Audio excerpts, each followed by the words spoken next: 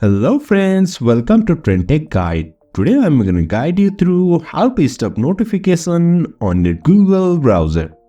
So first of all, you can see I'm here in my desktop. Now if I go to this notification bar on the bottom right, you can find out here notifications which are sent by Google Chrome.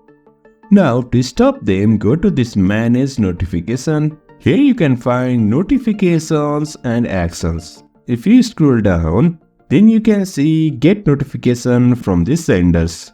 Over here you can find this Google Chrome. This may be on different spots over here. Just scroll and find out this Google Chrome. And then after, just turn off the notification. So in this way we can turn off notification from Google Chrome. So if you find this helpful, don't forget to subscribe. Have a good time.